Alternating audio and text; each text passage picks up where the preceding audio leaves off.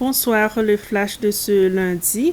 La Cour suprême a donné son accord afin que Mukesh Balabji puisse effectuer le paiement des frais d'un cabinet juridique basé à Londres. Monsieur Balabji a été amené faire cette demande parce que ses comptes bancaires sont saisis et sont soumis à la surveillance de la Commission anticorruption. Dans sa requête, M. Balabji demandait qu'une somme de 50 000 livres sterling soit prélevée sur deux de ses comptes à Nouveau Banque pour payer le frais de cabinet Zaiwala & Co. Et cette demande a été acceptée par la juge Helen Carolus qui dirige ce procès. Le procès de l'ancienne directrice générale de la SBFA, Rosinda Alcindor, va encore prendre plus de retard. En effet, il lui est reproché d'avoir abusé de son pouvoir pour détourner des fonds publics. Le juge Boham a accordé une semaine de plus à Mme Alcindor afin de contacter son avocat en déplacement hors du pays ou d'en trouver un autre.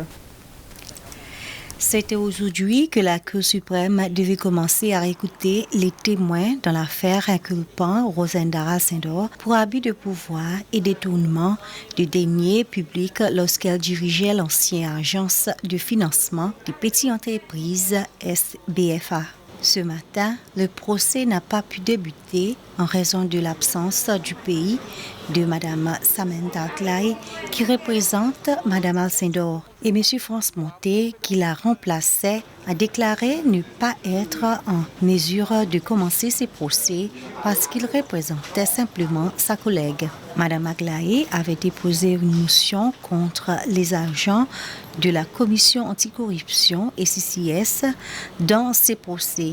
Le juge Boham, qui préside ces jugements, a une fois encore décidé de son renvoi pour le 16 mai. Pendant ce temps, Mme Alcindor devra prendre contact avec son avocat ou prendre un autre avocat pour la représenter. L'accusation, de son côté, est mécontente de cette situation.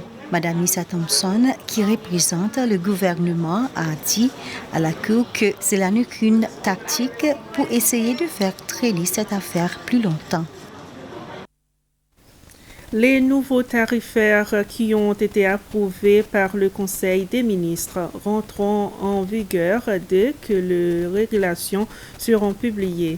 Entre-temps, le secrétaire principal des transports terrestres, Patrick André, a expliqué que cette nouvelle grille est à l'avantage des opérateurs de taxis. Il a ajouté que les taux sont plus bas à Mahé, Capralin et la Digue en raison des coûts plus élevés dans ces îles. Les 10 roupies de plus pour chaque pièce de bagage restent maintenues. Et voilà, c'est la fin de ce flash. Merci de votre attention.